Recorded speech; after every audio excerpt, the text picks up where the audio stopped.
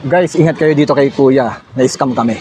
So yung modus niya is parang kakausapin ka. Very good.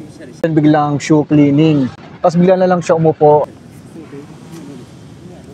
At nilinisan. Nilagyan niya na ng bula. Tapos mabait pa niya. Nagtatanong-tanong pa. Kinukuha niya talaga yung loob mo. Oo. Kala mo mabait.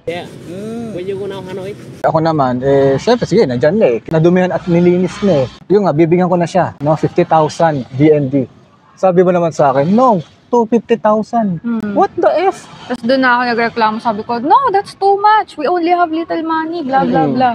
Hanggang sa napababa naman sa 150,000. Pero malaki pa rin yun para sa linis shoes. Tsaka hindi rin naman namin balak magpalinis. So, scam talaga yun.